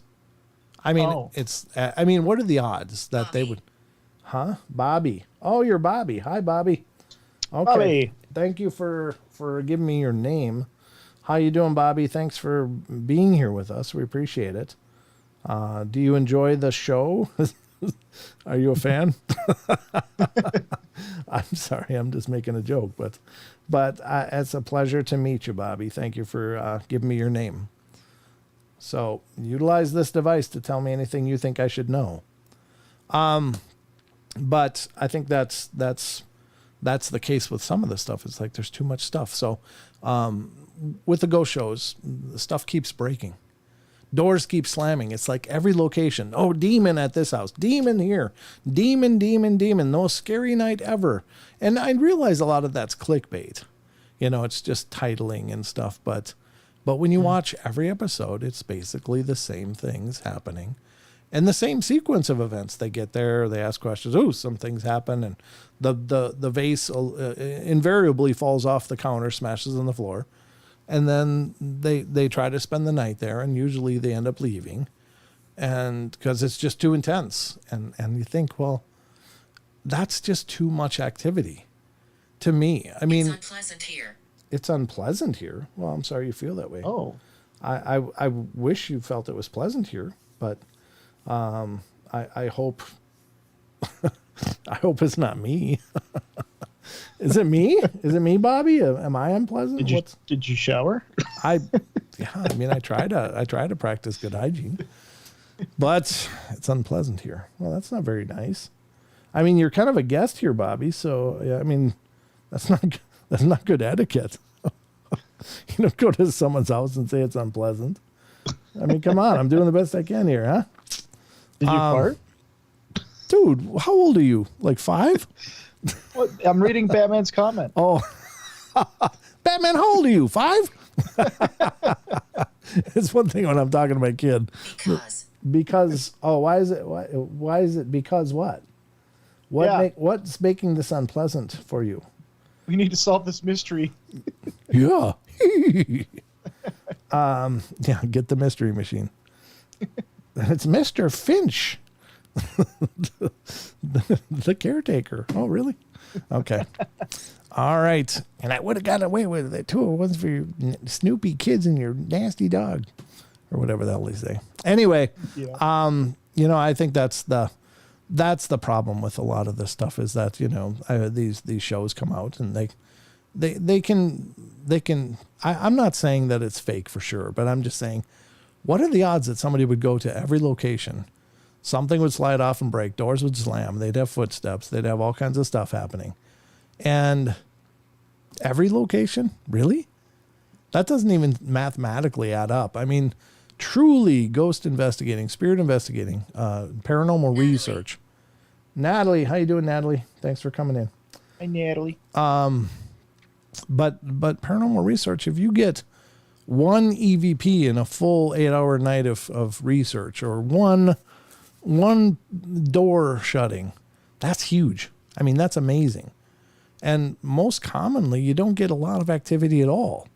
It's just real flatline. So what are the odds that every location they go to is just over the top activity and stuff? And I just don't buy it. Yeah. I mean, I've investigated. I've had the nights where nothing happened. One thing happens and then it's just flatline.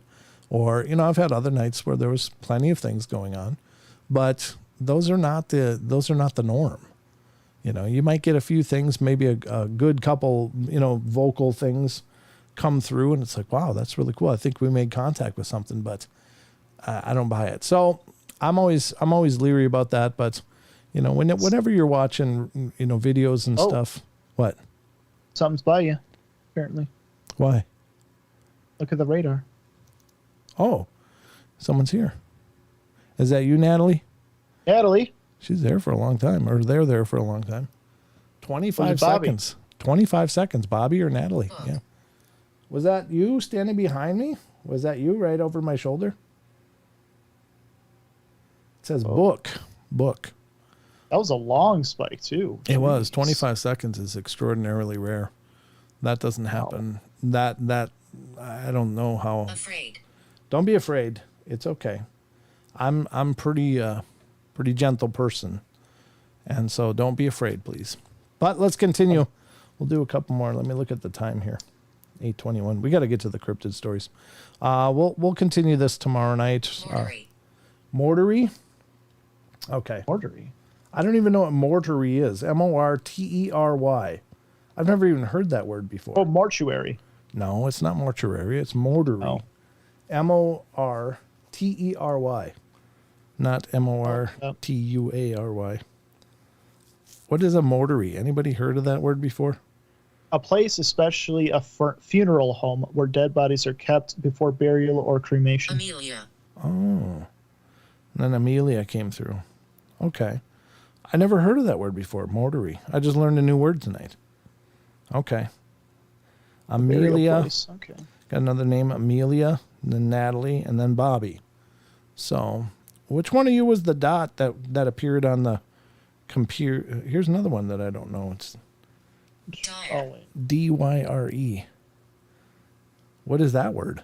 D-Y-R-E. D-Y-R-E? Yeah. Dire? Yeah. Is that a weird name? It's getting Dire. Animal, beast, beings or of human beings acting brutally. Oh, jeez. That's Okay. D-Y-R-E? D-Y, oh, that's that. D-Y-R-E, that's this one. Whoopsie. Okay. Absolute, definite, natural, masculine, singular of dire. Okay. All right. Oh, that's Swedish. Oh. It's Swedish? It's a different language. There's Dire. nothing in English for dire. Okay.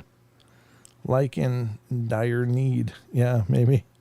Mortuary I'd never heard before. That's very interesting. A place where they store bodies before cremation or burial. Huh. I'd never heard that word. Wow. Well, I'm sure it's part of the app, but geez. That's a strange word. Okay. Well, thank you to the spirits that decided to come through. We appreciate you trying to reach out and communicate with us. I'm going to close this now, but I will do it again tomorrow night if you'd care. People keep running. Really? Okay. Well, I hope they're okay. Sometimes people get scared from things they don't understand, but don't take it personal if that's the case. But yeah, I appreciate you coming through and thank you. And you're not allowed to haunt this place. And here's another thing. 1700s. I've never, ever had a number come through this before. 1700s. Is that when the word mortuary was used? That's weird. I don't know. Or D-Y-R-E, dire. Is that from the 1700s? Yeah, Don's only on Wednesdays. He comes on the live shows. But it's a name. What is dire? The name dire is primarily a male name of Scandinavian origin. It means dear heart. Dear heart. Oh. Well, this is an old house. It was one of the first homes built in this town. So, it could have been somebody who was a resident. God, that's an old name. There wasn't anybody here in the 1700s though, I don't think. But this would have been just, Pacific inland Northwest forest for as far as the eye could see. But interesting. Okay. Well, I appreciate you guys coming through. Yeah, please, if you don't mind, come back tomorrow night. We'd love to talk with you some more. But until then, You're not allowed to haunt. You're not allowed to cause problems around here. That's not okay. So I'm shutting it off. If you have any last word you want to say, I'm going to close down this application in 10 seconds. Oh. Go deeper. TikTok. Go deeper. Oh, other definitions? Okay. Let me look. That's a good point. I mean, maybe that's what they mean. Yeah. Okay. But we do got to move on because we're going to do some creatures and cryptids, and we got to have time to do that. So thank you for communicating with us. It's now closed. Okay. Very cool. Let me turn off the sound and turn back on. Turn off airplane. Interesting. What? John Dyer in the 1700s, a British poet. Oh, interesting. A British poet from the 1700s. Okay. I don't know, but that's what's coming up. Yeah. Yeah. Thanks, Rachel, for yeah, Todd. Good to see you. Thanks for coming in. Yeah, Sheldon is my oldest son, actually. He's That's right. The big branch himself on my personal family tree. I'm the alpha son. Well, if we're giving ourselves titles, then I guess that'll work. All right, that's plain freaky. That's plain freaky. Yeah, it is kind of freaky. Yeah. 1700s poet Dyer. Yeah, that would match. John Dyer. Yeah, John Dyer. That's interesting. Very interesting. Okay, so at this point, ladies and gentlemen, we're going to go to the cryptid corner and dig into some of this, and we're going to go back to Sasquatch Chronicles because I got a ton of these pulled up. There was a lot that have come up, been posted by Wes since we did them the last shows, and so I pulled up a bunch more. But here we go. The first one, strange audio captured, and this may be an audio. Is there an audio file here too? There is. I think what I'll do is I'll put a link up for anybody that wants to listen to it in the YouTube chat. So I would encourage you to check it out. But let me just read it. May 11th, strange audio captured. Listener writes, "Good morning, Wes. Hope you're doing good, man. My man, sorry. I wanted to send this personally because episode 940, God, he's already got 940 episodes. Man, I feel is an exact replica of this recording. You had this lady on your show before, 100 Bigfoot Nights, and she never did say exactly what part of the country she was, but maybe you remember. It sounds like she was in the South somewhere, and this is what she has posted on YouTube. When you listen to this, I think you might agree with me that this is an exact recording of what you just played on episode 940. Thank you for all you do. I've listened to every episode and plenty of them multiple times. I'm one of your biggest fans, Wes. I appreciate all you do." That's really cool. That's nice. Wes has a wonderful following too. But I guess we could play it. And to those of you on TFR, sorry. But it says, here it is, 8 minutes long. That's a little long. I wish I knew where the good part was.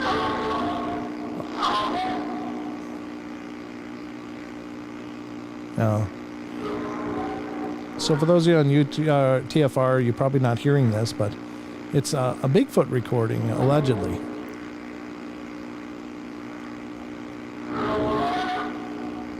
Huh. That is a creepy sound. I think if I heard this coming from the woods by my house, I wouldn't be going outside.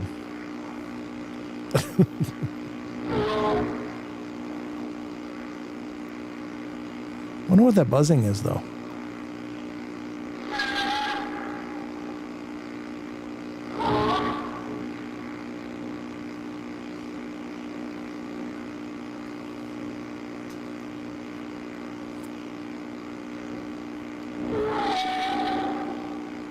Huh. Well, that's just a snippet of it. I will put a link to this in the chats on both YouTube and TFR. So if you want to hear the full recording, you can certainly head over to SasquatchChronicles.com to the link that I posted. Let me post it in TFR as well. It sounds kind of metallic. Well, I mean, it kind of does, but it's hard to make out with all of that buzzing. I'm not sure what that clicky buzzing is. It's almost like it was in front of a fan or something. Yeah. So it's a bit distracting, but I mean, you can still hear enough to go, wait, something's going on here. That's very strange.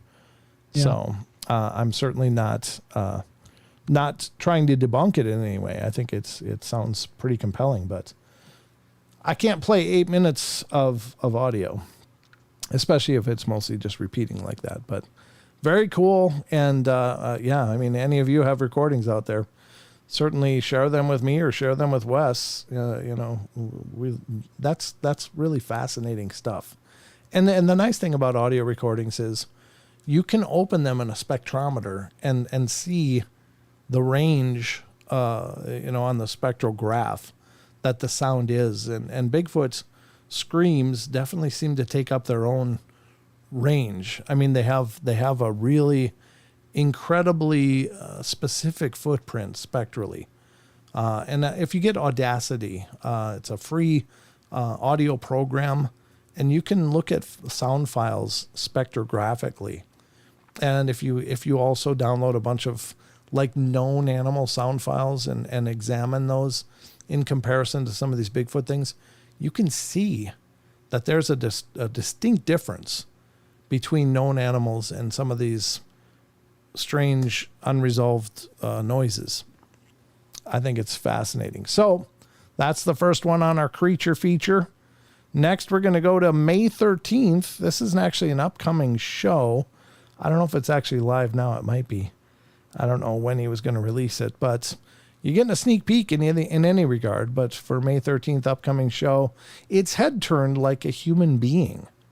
And that's interesting because a lot of times in the Bigfoot sightings, they seem to kind of turn with their whole body. Oftentimes, again, many of you that are familiar with Bigfoots, they aren't really described as having much of a neck. And maybe that's why they kind of, if you watch the Patty film, she rotates her torso in order to look back at Bob and Roger. So that's pretty interesting. So this one said it turned its head like a human. A listener writes, I'm writing you to share my story about a sighting I had in late winter of 2020 while driving down I-55 in central Missouri. I was driving southbound a little after 5 p.m. on Sunday afternoon. I'd left Joliet, Illinois earlier that day, heading for a park yard we use in West Memphis, Arkansas, and must have been about 80 miles or so northeast of St. Louis when I noticed what appeared to be a medium-sized animal rummaging in the pine needles on the shoulder of the northbound side of the interstate. It has reddish-brown hair and black skin on its face. It was squatting down on the side of the embankment, moving from side to side using its hands to dig in the earth. At first I said, oh wow, look at that hog digging up the roots. But when I let off the gas pedal and my engine brake started screaming, it turned around and looked at me. So I said to myself, yeah, that's not a hog. Its head turned like a human being. So for about 8 or 9 seconds, I got to experience something amazing. I wasn't sure if it was male or female, but after the creature saw me, it stood up. I would guess it to be around 5, it says inches, but I think it meant feet, about 5 feet tall, and had long gangly arms and legs, but the torso looked thicker and disproportionate to the rest of the body. The hair on the back of its head, arms, and legs and lower back appeared to be longer than what was on its face and upper back. I never did see the front. My truck slowed down a good bit in those seconds, and I noticed it kind of looked up into the woods as if something was giving it a signal to come back into the tree line. So it very calmly walked up the embankment back into the pine trees. What stood out... There's more. Oh, there's 2 of them. And then they disappeared. Very cool. We're getting visited. What stood out most to me was the fluidity of its gait. It moved effortlessly up the 3-foot ditch with just a few strides. By this point, I'd hit my brakes because I nearly drove off the road. So I pulled into the shoulder and stopped. But when I looked back, the animal was gone. I jumped out of my truck quickly and walked up the shoulder to get a better look at whatever I just saw. But after standing in the road for a few seconds, I thought to myself, maybe not such a good idea. I have no idea what kind of animal that was. and walking over there might be not too smart. So I quickly ran back to my truck and drove off. I know what a monkey looks like, so it wasn't a monkey. I know what a bear looks like, and it definitely wasn't a bear. Truth is, I had no idea what I saw that afternoon. But after finding your show on YouTube and hearing so many other people describing the same thing, it became clear to me what I experienced that day. Yikes. Whoa. Yeah, and think about the behavior. Like, it was out digging, exploring, doing whatever, and something called it. So, and it being 5 feet tall and scrangly, so thinking that, my thought is that, assuming the story is true, that it was an adolescent, right? Yes, that's what I would say too.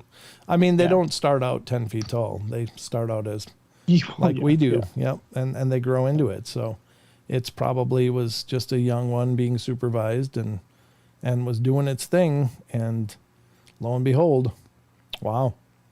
That's a hell of a sighting though. It's a 1 in a million, I'm sure, but that's crazy. I have not heard that episode, but I'll be watching for it because that sounds very interesting. What time we got? 8:36. We're doing good. We've got time for a few more here. All right. Northern Arkansas encounter. The Unknown said that the show is out right now, apparently. Oh, it is? Okay, good. Very good. Yeah, I'll have to check that one out. Thank you, Unknown. Appreciate it. So this one is from Sasquatch Chronicles blog, May 13th, Northern Arkansas encounter. A listener writes, we live in Northern Arkansas in the foothills of the Ozarks. My husband and I started hunting this 80-acre property around 2003 or 2004. I can't remember the exact year. My husband found tracks, but at the time didn't really know what it was. My husband's brother saw something big walking bipedal up the creek. I had something massive growl at me, and we'd heard wood knocks. I heard loud thumps behind my stand quite often. I had something pacing back and forth behind my stand, but it was getting too dark and the woods are too thick to see. And I'd always get this ominous feeling out there. We had a gifting situation, and at the time we didn't know what was going on. We knew nothing about Sasquatch. In 2015, we bought 40 of the 80 acres and started building a house, and that's when things ramped up. I found tracks in the front yard, large handprints on the front window. After we finished the house and moved in there, was trees getting pushed over at night. Trees getting pushed over when I hunted. It seemed to take place around me. I heard mouth popping noises, rock clacks, and howl behind me. And I had something take a long, deep breath beside me about 30 feet. Too thick to see, and it was getting dark. We've heard numerous knocks. My husband heard a whoop. We've heard a few howls in the distance. We had caught glimpses of things in the power line cuts. We saw something in the creek splashing the water. But in June 2021, my life turned upside down. It started June 14th. It was a Monday. I went out to clean my pool. I was here alone. And I was hearing this strange whistle, and it was getting closer. Yeah, that's a bad sign. Oh. I finished cleaning the pool and was laying on a pool mat, and I was looking towards the northeast part of our property. It opened up there, and there's also a path that leads further into the woods. Well, as I looked, I could see what looked like a shoulder and part of a head sticking out of the bushes. I watched it for a few minutes, and it never moved. I decided to float over and get a drink of water, and when I floated back, it was gone. That evening, my husband and I sat outside, and we heard a very loud wood knock come from the woods in that general direction. Wednesday evening, we hear another knock in the same area, and then what sounds like a very deep and rough sneeze come from the opposite side of the house. They're around you. The next day, yeah, right? The next day was Thursday, June 17th. I was going back out to clean the pool, and as I was walking out, I heard what sounded like a very deep buck grunt. I stopped and looked, and I didn't see anything. I turned on my radio, but I never turn it on loud. I always listen to Christian music while I'm out there because it just makes me feel better. I always take my 9mm with me out there as well. I got in the pool and heard the grunt again. I still did not see anything. As I was cleaning, I heard a limb crash, and heard what sounded like metal hit metal. My husband has a bunch of metal pipes back there in that area. I was making my last sweep around the pool when I looked up, and there was a Sasquatch standing about 40 yards away watching me. I'm a firm believer in guardian angels. I've heard mine speak to me before, and it saved me from being in a crash with my kids in the car with me. It also saved my daughter from getting crushed. So when I heard her say this, I listened. When I looked up and saw this creature, I looked at it for about 3 or 4 seconds, and then the voice said, "Don't look at it."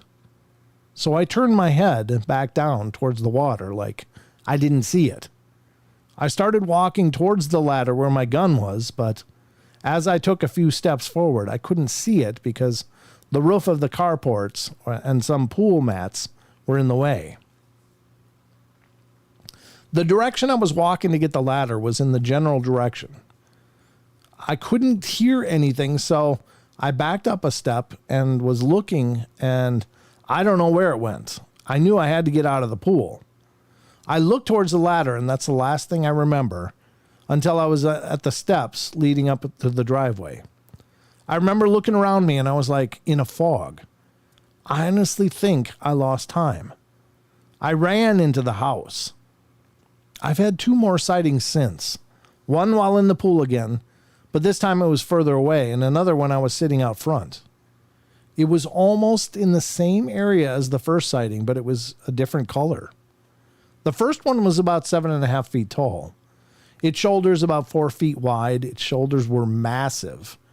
Its hair color was a reddish brown, and I could see the muscle in the arms and in the chest. It tapered at the waist, and I could see the right leg very well.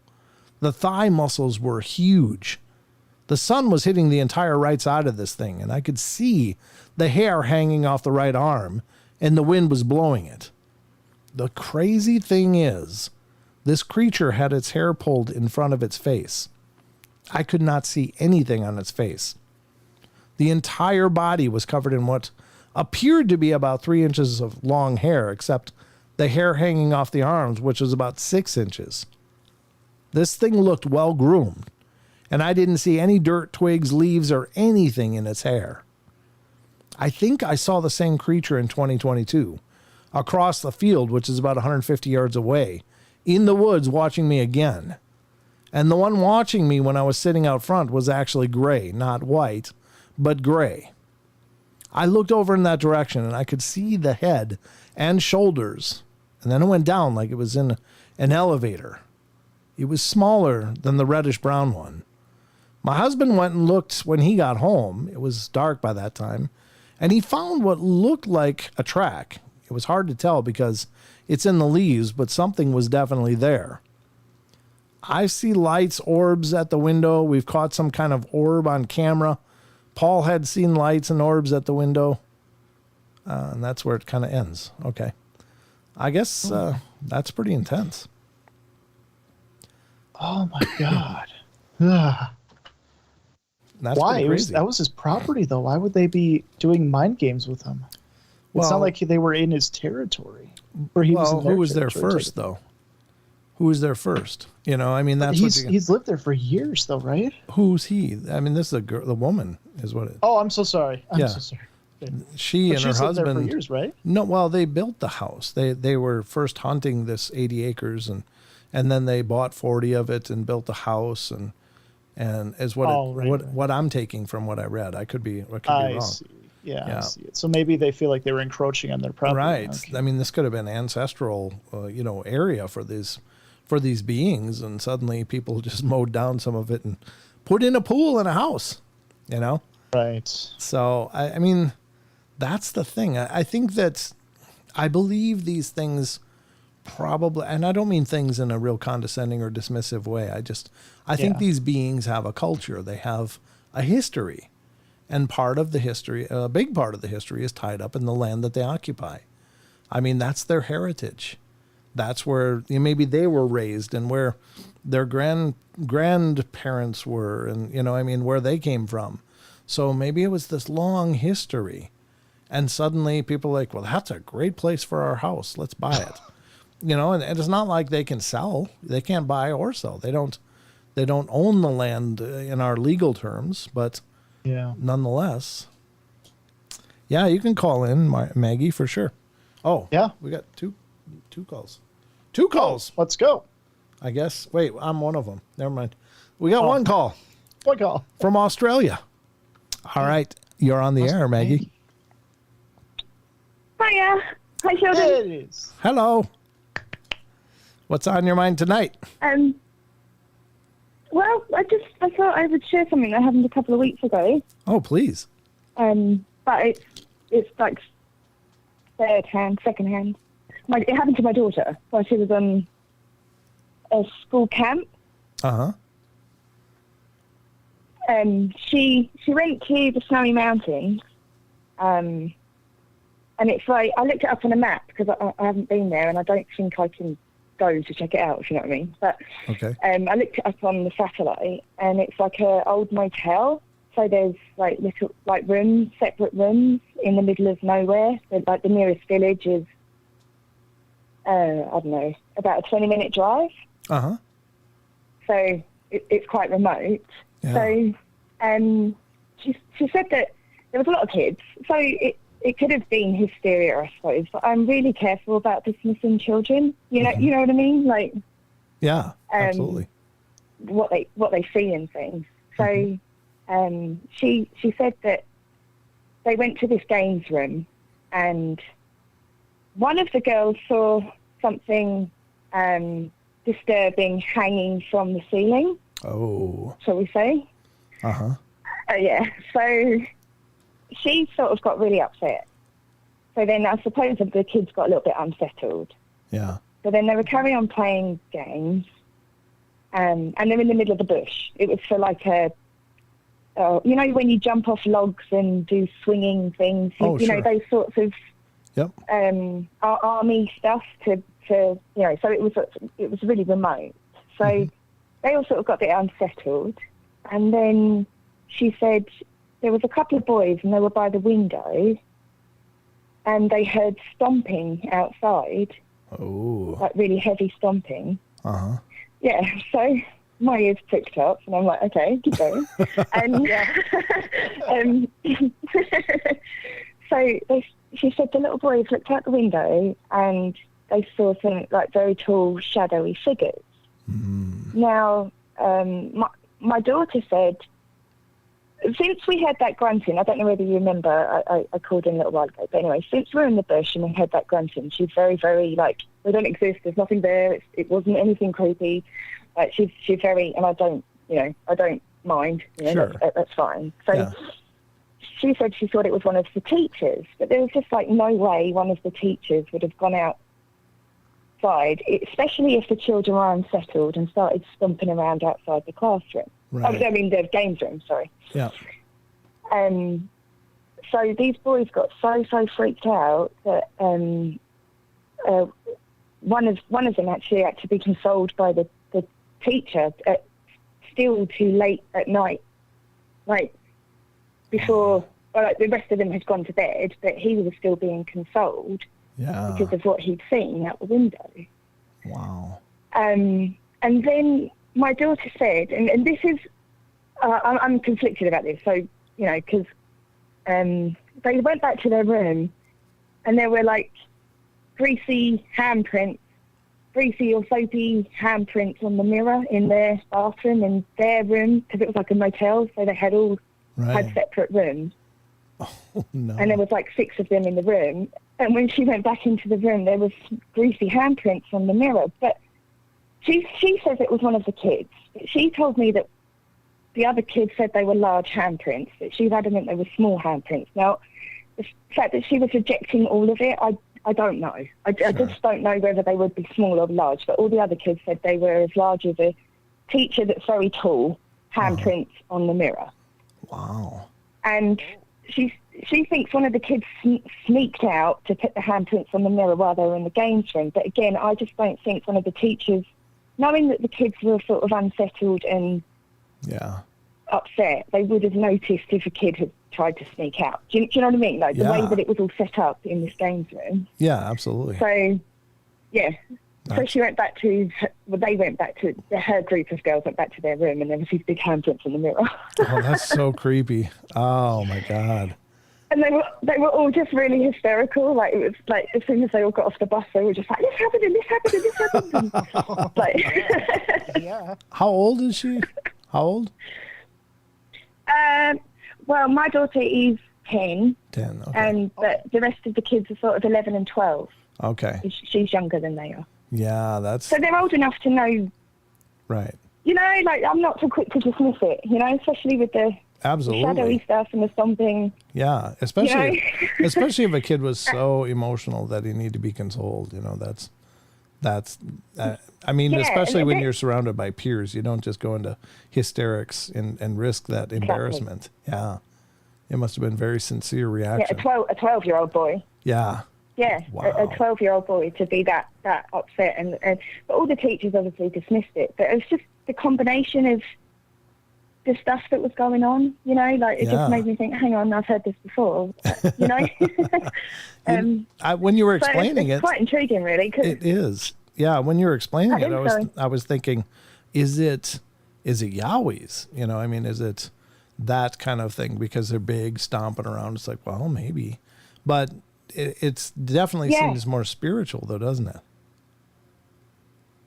Well, this is the thing, though. I can't really form an opinion yet. Sure. But I just seem to, especially here in Australia, Yeah. there seems to be this, like they come into your house. Okay. And it's not, I don't know whether it extends. Like, I'm not trying to, because I don't know. I haven't got a Right. clue. But Sure. some people seem to say that when they've got, or seen yowies or got them in their gardens, they've also got, or acreage or whatever, they've also got poltergeist-like activity happening in their house at the same time. And Sure. some people seem to say that they think Yep. they're able to come into Yep. their homes but not be seen. Sure. Sure. And there's But then that gets me confused because Yeah. they're massive, you know? right. Right. Yeah. And can they Sorry. float around as little energy balls or what? Yeah. I mean, I've certainly heard all the claims and I mean, like I said before, I mean, we all have a paradigm and we all struggle with that in order to quantify what this stuff means. But it, in any case, whatever's going on there, I'm sure you're right. I'm sure it's very legitimate. That sounds horrifying, especially for a group of kids. I mean, kids, of course, can be impressionable. One kid says something and the rest of them, you know, believe it and get hysterical just because. But when they all had separate, events and things happening, that it sounds like, you know, it was very, very actively wanting to make itself known or themselves known to them. Yeah. Yeah. Oh, the other thing that I found interesting was that the kids were so upset, like, even the teacher, like, that we spoke to when we put them up from the bus. And nobody would admit to doing the pampering. Yeah. Now, I'm sure, like, kids might think they're going to get in trouble, but I just think that maybe they would have owned up to it knowing how many kids were upset. And so that was the other thing that made me think, oh, that is weird. Because Yeah. I'm sure if somebody had done it as a joke and then saw how many people got upset over it, somebody would have said, oh, don't worry, it was me. Yeah. Yeah. But then exactly. again, I can't remember being a kid, so I don't know. No, that's fascinating. I'm glad she's okay. Of course, that's first and foremost. I mean, Oh, yeah, she was fine. okay. And Yeah, she wasn't. She was fine. She just dismissed all of it. Okay, well, that's a good thing about being able to just chalk it off as, you know, this or that, because, you know, Yeah. if her world just suddenly stands on its head, that's a tough thing for, you know, an adult, much less a kid. But Yeah. I'm just glad everything Yeah. turned out okay. And Yeah. is she planning on going back? Yeah, no, it's fine. Yeah, I think she would go back, yeah, and she wants to go in the bush as well, still. So, Oh, cool. I just know it was something to do with the grunting that we heard, you know? Yes. Like, that was the thing Yeah. Well, I just with the grunting. yeah. No, I remember you talking about that before. Sorry, It's okay. We got that delay thing cooking. sorry, the delay. It's all right. But no, I appreciate you calling in and sharing this. It's very fascinating. But Yeah, no worries.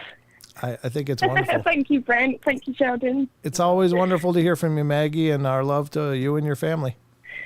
Yes, thank you, Maggie. And you too. Okay, good night. Bye. Don't you just love her accent? I really do. I really do, actually. I think I could listen to Maggie talk all night. I mean, she could just talk, and I'd just be like, just keep going. I like listening. It's just such a smooth and pleasant voice and accent. She's just such a wonderful person. It's true. As like Americans, our accents are kind of boring. Well, it's because we hear them all the feeling on it. time. We hear them all the time, right? I mean, you've heard me talk my whole life. I mean, it must get old. Yeah, it's boring.